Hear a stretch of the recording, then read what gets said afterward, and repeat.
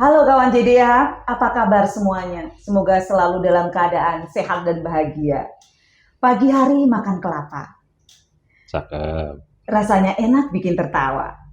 Kita di sini telah berjumpa untuk acara podcast yang istimewa. Terima kasih kawan JDA sudah bersama kami di kanal YouTube Podcast KPU Purbalingga episode ke-28. Dan kali ini bersama saya, Kumala, host KPU Purbalingga, kita akan mengupas tema peran Dinas Kependudukan dan Pencatatan Sipil dalam pemutahiran data Pilkada tahun 2024. Dan kawan jadi ya, bersama kita sudah hadir seorang tamu yang luar biasa, istimewa. Kita sapa dulu beliau. Beliau adalah Dr. Andes Fatur Rahman MSI. Beliau adalah Kepala Dinas Kependudukan dan Pencatatan Sipil Kabupaten Purbalingga. Apa kabar Bapak? Alhamdulillah, terima kasih Mbak Mala telah mengundang kami dari Dinpenduk Capil Purbalingga untuk bersama-sama berkontribusi dalam pesta demokrasi 5 tahunan, khususnya Pilkada serentak tahun 2024 ini. Assalamualaikum sahabat JDIH KPU Kabupaten Purbalingga. Oke, waalaikumsalam warahmatullahi wabarakatuh. Terima kasih Bapak Siap, sudah ya. meluangkan waktu untuk hadir di sini bersama kawan GDI ya, untuk kita kupas bersama siang hari ini ya Pak. Siap. Oke. Ya. Bapak, bagaimana peran Dinas Kependudukan dan Pencatatan Sipil dalam menuntaskan rekam EKTP bagi yang sudah wajib EKTP agar nantinya dapat memperoleh haknya untuk memilih gubernur dan wakil gubernur Jawa Tengah, Bupati dan Wakil Bupati Purbalingga pada tanggal 27 November 2024 nanti, Pak? Iya. Terima kasih Mbak Mala. Jadi terkait dengan peran Dinpenduk Capil Kabupaten Purbalingga, dan tentunya tidak terbatas hanya Dukcapil Purbalingga, tapi Dukcapil se-Indonesia. Se-Indonesia. Tentunya mempunyai peran yang sangat strategis di dalam pelaksanaan pesta demokrasi, termasuk pesta demokrasi yang baru kemarin kita laksanakan, yaitu pemilu presiden dan pemilu legislatif. Ya. Dan tentunya untuk pemilu kada yang serentak tahun 2027 pun Dukcapil ya se-Indonesia termasuk Purbalingga tentunya memberikan peran dalam rangka untuk sukses pemilu yang akan datang. Sebelum saya menjawab Mbak Mala, tentunya kami ingin mencoba untuk memberikan gambaran tentang bagaimana kita sebagai bagian dari penyelenggara pemerintahan dan juga yang ikut bertanggung jawab ya paling tidak di dalam aspek administrasi persyaratan yang digunakan untuk menggunakan hak pilih, bahwa sukses pemilu kada itu paling tidak ada beberapa indikatornya. Yang pertama adalah sukses dari aspek yuridisnya. Tentunya ini dari teman-teman KPU lebih paham. Kemudian yang kedua adalah aspek administrasinya. Ini yang saya kira ranahnya Dukcapil ikut di sini. Iya gitu ya. Ranah Dukcapil ikut di sini. Nah, kemudian yang ketiga adalah aspek administrasinya. Aspek administrasi tentunya teman-teman KPU lebih paham. Kemudian aspek yang ketiga, yang keempat adalah terkait dengan bagaimana memastikan keamanan penyelenggaraan pemilu itu bisa berjalan dengan aman dan lancar. Dan yang kelima, aspek yang tidak kalah pentingnya adalah aspek partisipasi dari warga masyarakat yang punya hak pilih. Nah, aspek yang kedua tadi administrasi tentunya harus dibuktikan dengan bukti-bukti dokumen kependudukan dalam rangka untuk mengikuti penggunaan hak suaranya. Termasuk partisipasinya tadi. Orang tidak akan ikut partisipasi ketika tidak punya KTP, dokumen kependudukan. Ya, dokumen kependudukan. Senada dengan yang ditanyakan oleh Mbak Mala tadi, maka Dukcapil se-Indonesia termasuk Purbalingga punya peran dalam rangka untuk mencukupi syarat administrasi tadi, yaitu kepemilikan dokumen kependudukan, khususnya adalah kartu tanda penduduk elektronik. Saya kira di situ, Mbak. Oke. Memang berarti peran Dukcapil di sini secara administrasi sangat berperan sekali karena menyediakan dokumen yang dibutuhkan untuk pelaksanaan pemilihan ini sendiri ya Pak ya. Kemudian bagaimana peran Dinas Kependudukan dan Pencatatan Sipil dalam menuntaskan data NIK yang masih ganda karena masih adanya penduduk yang belum update dokumen begitu Pak, kependudukannya. Jadi dokumen kependudukannya belum update itu bagaimana Pak? Jadi itu masuk kepada dinamika kependudukan ya. Dinamika kependudukan itu terbagi menjadi dua, Mbak Mala. Yang pertama itu terkait dengan peristiwa kependudukan. Peristiwa kependudukan itu satu kejadian yang dialami oleh penduduk yang harus dilaporkan, yang kalau tidak dilaporkan itu akan membawa akibat terhadap dokumen kependudukannya. Jadi artinya gini, peristiwa kependudukan itu kejadian yang dialami oleh penduduk yang mesti harus dilaporkan kepada Dinas Dukcapil, karena ini akan membawa dampak terhadap penerbitan dan perubahan dokumen kependudukan. Di situ ada kartu KK, ada kartu tanda penduduk elektronik, kemudian juga ada surat keterangan kependudukan dan lain-lain. Termasuk di dalamnya adalah yang tadi ditanyakan tentang apa? NIK tadi ya, NIK ya? Nomor identitas NIK. kependudukan. Itu peristiwa kependudukan. Kemudian yang kedua adalah tentang peristiwa penting. Ya, dinamika kependudukan, yang pertama peristiwa kependudukan, yang kedua adalah peristiwa penting. Peristiwa penting itu kejadian yang dialami oleh warga, oleh seseorang yang meliputi kelahiran. Itu peristiwa penting. Itu ya. Kemudian ada kematian. Ini juga menjadi bagian peristiwa penting. Kemudian perkawinan, ini peristiwa penting. Dan ini harus dicatat. Kalau tidak dicatatkan, tentu akan menjadikan dokumen kependudukannya menjadi tidak valid. Tidak valid. Oleh karena harus dilaporkan. Gitu. Jadi memang Dinas Kependudukan dan Capil ini memerlukan update data dari masyarakat sendiri ya Pak? Jadi harus melaporkan tadi ya, kalau ada menikah, kematian, kelahiran ya Pak ya? Itu harus dilaporkan kepada Dukcapil. Gitu. Jadi biar nanti datanya bisa di ini ya Pak? Diupdate Begitu ya Pak ya. Terus peran Dinas Kependudukan dan Pencatatan Sipil khususnya pemberian akses SIAK kepada KPU untuk memastikan kekuatan data pemilih dan perbaikan data itu invalid nggak Pak? Jadi pemberian hak akses itu ada namanya perjanjian kerjasama. Perjanjian kerjasama yang harus dibangun oleh lembaga pengguna, dalam hal ini KPU, dengan Dirjen Dukcapil. Karena KPU itu merupakan lembaga yang hierarkinya sampai tingkat pusat, maka pengajuan hak akses itu dilakukan oleh KPU RI. Nanti KPU RI yang kemudian melakukan penandatangan kerjasama dengan Dirjen Dukcapil. Nanti setelah ada itu, baru KPU RI membreakdown ke KPU provinsi, KPU kabupaten dan seterusnya.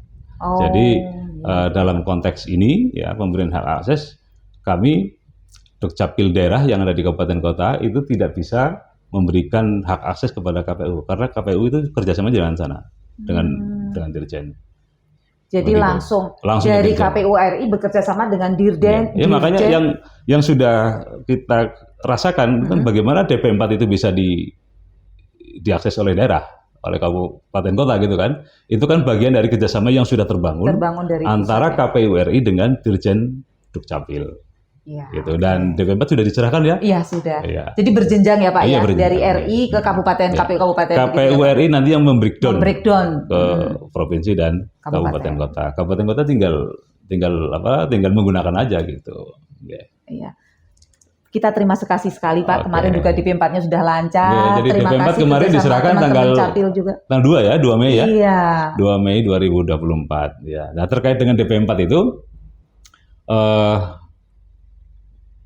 diserahkan 2 Mei oleh Pak Menteri, Pak Tito Karnavian, diserahkan kepada Ketua KPU RI ya, pada tanggal 2 Mei lah. Kemudian tentang jumlahnya tentunya KPU daerah itu sudah paham banget itu ya, bagaimana kita di daerah Kabupaten Purbalingga ada sekitar 786 ya, 643 DP4. Itu ya Pak ya. Terima kasih sekali Pak kerjasamanya luar biasa. Semoga berkelanjutan ya Pak. Amin. Kemudian Pak, bagaimana peran Dinas Kependudukan dan Pencatatan Sipil dalam memastikan bahwa pemilih pemula itu sudah rekam EKTP Pak? Untuk pemilih pemula ini Pak. Bagaimana, terkait dengan pemilih pemula, seperti kita ketahui melalui DP4 itu kan kita tadi saya matur ada 786.643 jiwa yang kemudian dari jumlah tersebut sudah melakukan perekaman KTP sampai dengan kemarin tanggal 30 saya cek, itu yang sudah melakukan perekaman ada 776.832 jiwa. Sehingga masih ada tersisa 9.811 jiwa. Ini yang saya kira menjadi PR kami Dukcapil sampai dengan nanti pelaksanaan pemilu tanggal 27 November 2024. Jadi sebenarnya terkait dengan DP4 ini kami kami sudah menyelesaikan 98,75%. Wah, luar biasa, jadi, Pak. Sudah yang 98. 1,25% ini yang masih menjadi PR sampai dengan akhir pelaksanaan pemilu. Nah, apa yang kami kerjakan, Mbak Mala, kami sejauh ini sudah melaksanakan bagaimana upaya bagi mereka, utamanya adalah calon pemilih pemula, itu melakukan perekaman KTP. Dan yang akan kita kerjakan dalam waktu dekat, insya Allah nanti mulai Senin besok, kami sudah bersurat kepada seluruh kepala SMA dan SMK yang ada di Kabupaten Purbalingga, yang jumlahnya negeri swasta itu ada kurang lebih sekitar 48. SMA dan SMK ya?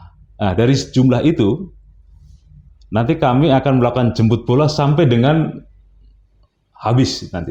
Dijemput bola dari Capil ya, dijemput bola, dan tentunya kami juga menghimbau kepada pihak sekolah ketika anak-anak itu tidak sempat kami jemput di sekolahan, nanti mereka bisa datang ke kecamatan, ke MPP ya, Mall Pelayanan Publik maupun ke dinas untuk melakukan perekaman.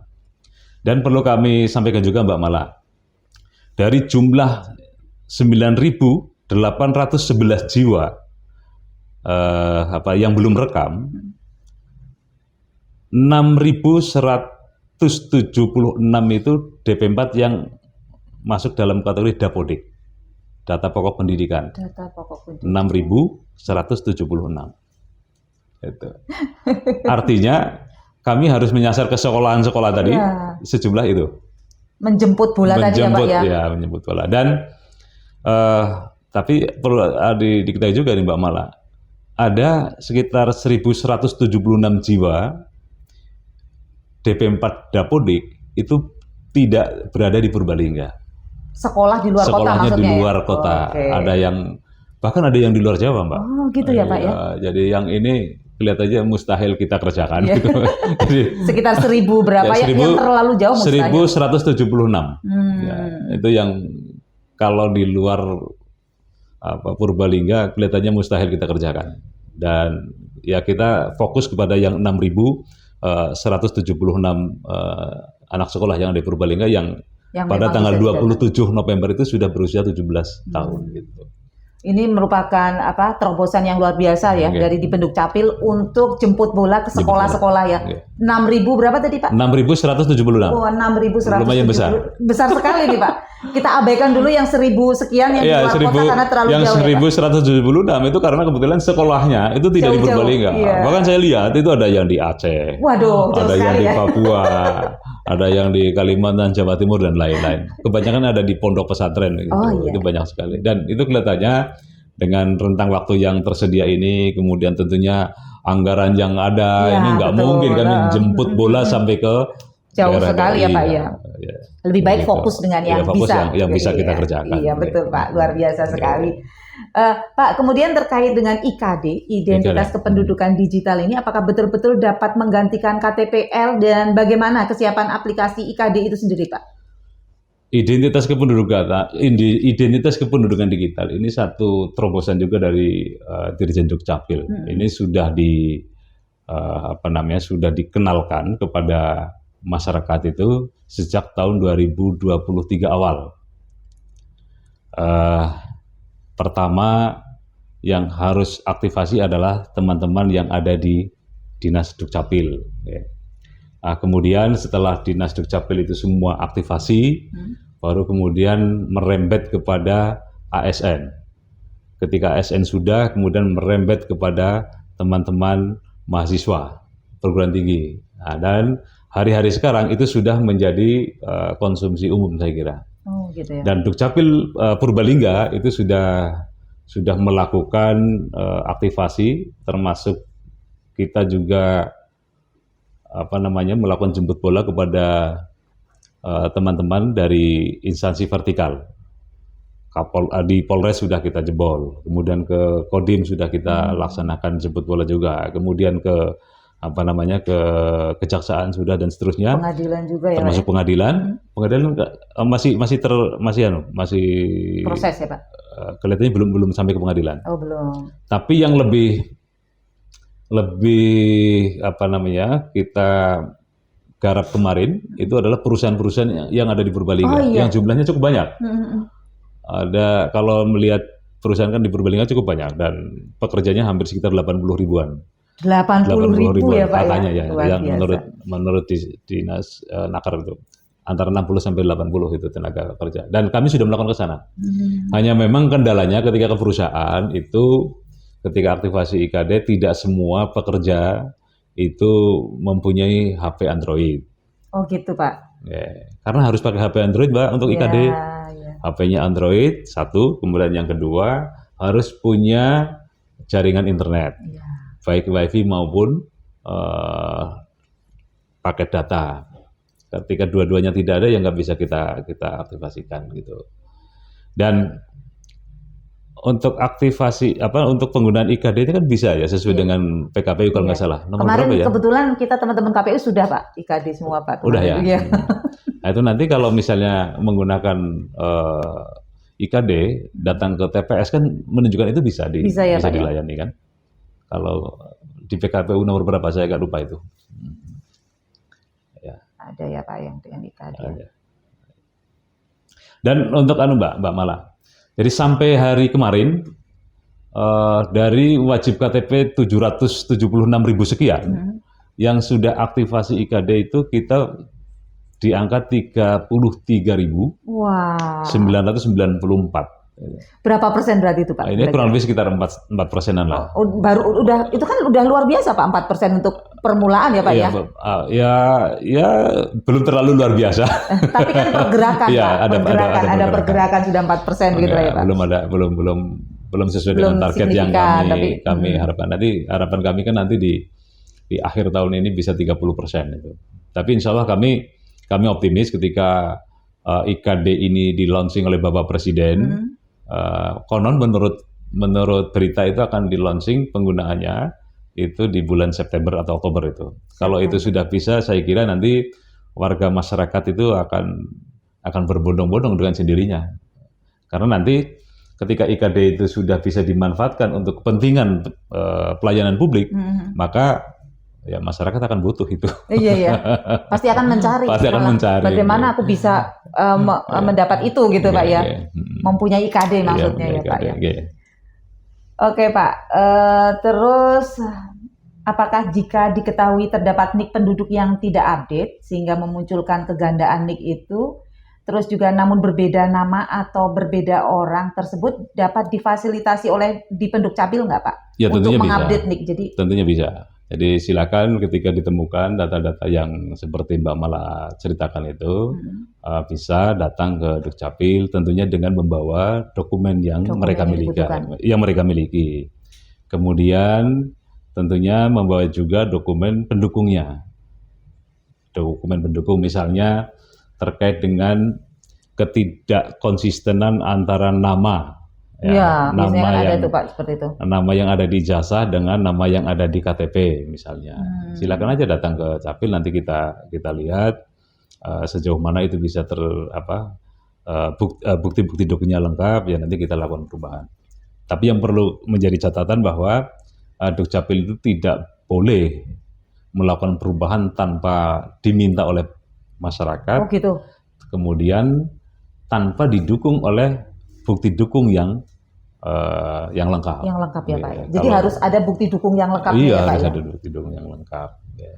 Nanti baru kita lakukan perbaikan itu. Kalau jauh gimana, Pak?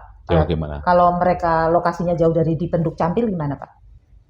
Kan di kecamatan ada. Bisa di kecamatan. Ya mungkin kawan jadi ada yang bingung, Pak. Ya. Saya rumahnya kok jauh. Ternyata bisa ya, Pak, ya bisa dilakukan di kecamatan. Tidak harus ke kantor di Pendukcapil gitu ya. Dari 18 kecamatan yang ada di Purbalingga, semuanya itu sudah bisa melayani masyarakat yang ada di wilayah kecamatan masing-masing. Untuk perubahan sebenarnya, ketika masyarakat itu sudah punya aktivasi IKD, sudah punya IKD, sebenarnya bisa secara online melakukan perbaikan melalui IKD itu bisa. Di IKD itu ada menu untuk perbaikan, apakah itu golongan darah misalnya, apakah itu tanggal lahir dan seterusnya, itu ada. Dan di situ juga bisa ngeprint ini ya Pak, KK ya, print KK di situ bisa ya Pak ya? Bisa. Ya. Jadi nanti kan gini, untuk aktivasi IKD kan persyaratannya satu, NIK-nya sudah pasti, kemudian yang kedua itu punya alamat email. Nah alamat email ini yang jangan salah ini ya. Jangan sampai salah Jangan ya sampai alamat salah, emailnya ya. karena alamat email ini yang nanti digunakan oleh sistem untuk mengirim dokumen yang diminta oleh warga masyarakat. Termasuk tadi misalnya akte kelahiran, kartu KK misalnya. Masyarakat nanti akan menerima dokumen KK dan akte kelahiran itu by email. Nanti masyarakat tinggal ngeprint secara mandiri. Secara mandiri bisa ya. Dengan kertas ketentuannya itu kertas HVS putih. HVS putih. Biasa nggih. Ukurannya A4. Oh, A4 ya. A4 ya. Kemudian yang beratnya 80 gram sehingga nanti bagus cakep ya. Kalau 70 gram terlalu tipis terlalu kurang tipis, ya Pak. Oh, gitu ya Pak. Wah, zaman udah canggih. Udah canggih. Ya. Jadi nanti masyarakat bisa mendapatkan hak dokumen kependudukannya yaitu melalui tadi IKD. Nanti barangnya akan dikirim melalui email. Masyarakat tinggal ngeprint secara mandiri dengan kertas yang tadi saya sebutkan. Dengan A4, kertas A4 80 gram. 80 gram. Jadi biar cantik gitu ya Pak. Cantik. Sekalipun kertasnya putih, tapi justru kalau dulu kan pakai kertas namanya security printing gitu ya, yang warnanya hijau bagus itu ada logo. Iya. Yang zaman dulu itu Pak. Iya zaman dulu itu kan ada hologramnya itu. Tapi yang sekarang sekalipun dengan kertas putih, tapi untuk melihat keaslian dokumen itu bisa langsung ketemu gitu. Dengan scan barcode itu akan kelihatan nanti. Ketika di scan barcode notifikasinya centangnya hijau, maka dipastikan dokumen itu asli dan benar. Oh gitu ya Pak. Ya. Kalau di scan barcode kemudian notifikasinya adalah tanda silang, berarti dokumen itu tidak benar. Tidak benar ya Pak. Ya. Atau tidak benar. Harus sampai benar, harus sampai itu ya Pak. Cadang hijau. Enggak, cadang hijau itu udah pasti. Udah pasti. Di situ di cadang hijau nanti ketika akan dibuka itu memunculkan nama pemiliknya siapa, NIK-nya berapa, kemudian alamatnya mana, yang tanda tangan di dokumen itu siapa tanggal berapa diterbitkan itu muncul semua. Muncul semua ya. Tanggal dan jam itu muncul semua. Gitu. Terus Pak, data SIAK nih, ngomong-ngomong masalah data SIAK, apakah bisa serta-merta terupdate pada saat penduduk melakukan perekaman EKTP? Jadi saat penduduk melakukan perekaman EKTP itu bisa langsung terupdate nggak Pak? Otomatis. Otomatis ya? Otomatis. Jadi begitu warga masyarakat datang ke Dukcapil, yang misalnya pemilih pemula lah ya, datang ke Capil atau Capil yang datang ke sekolah-sekolah tadi, kemudian sudah disondingkan ke SIAK kementerian, dirjen gitu. Kemudian dari dirjen menyetujui, maka kemudian statusnya menjadi status PRR, print ready record, ya. Maka KTP itu bisa dicetak. Maka otomatis ketika statusnya PRR, maka data itu berubah itu. Otomatis ya Pak, otomatis berubah. Ya. Real time itu, real time ya malahan ya. Ya, bisa. Oke, terus ini Pak, pesan Bapak kepada penduduk terkhusus pemilih pemula terkait dengan perekaman EKTP gimana Pak? Untuk pemilih pemula ini? Kami berpesan kepada seluruh warga masyarakat Kabupaten Purbalingga, utamanya yang pada tanggal 27 November 2024, ya, itu sudah berusia 17 tahun, yang artinya sudah boleh menggunakan hak pilih dalam pemilu kada. Kami mohon untuk bisa melakukan perekaman KTP elektroniknya di tempat-tempat pelayanan. Bisa di kecamatan wilayah teman-teman berada, atau juga bisa ke mall pelayanan publik, atau bisa langsung ke Dinas Kependudukan dengan alamat kantor di Kelurahan Banjar Kabupaten Purbalingga. Kantor di Kelurahan Banjar Kabupaten Purbalingga. Kelurahannya Kemudian, Banjar. Kalau yang mall di mana Pak? Mall, di mana itu mall ya? pelayanan publik itu ada di Jalan apa itu? Yang Kecamatan Kalimanan. Kecamatannya Ya, Kalimanan, menuju ya. ke Purwokerto itu ya, kiri jalan ya. Saya sudah ke sana Pak. Sudah ke sana ya. Iya, ruangannya cantik Pak. Cantik dan ini ya apa namanya ya bagus itu ya. Bagus, oke. Dan juga bisa di kecamatan. Bisa ya, di Pak, kecamatan. ya? Jadi untuk perekaman itu bisa di kecamatan, bisa di MPP atau bisa langsung ke Dinas Kependudukan dan Pencatatan Sipil Kabupaten Purbalingga. Iya, udah lengkap banget ini penjelasan Bapak. Terima kasih Pak Fatur Rahman Ya. atas kesediaannya berbagi informasi yang luar biasa ini Pak. Dan saya juga mendapat ilmu yang luar biasa Ya. dari Bapak. Sebelum kita tutup Pak, ada Pak, barangkali ada closing statement dari Bapak nih untuk kawan JDIH.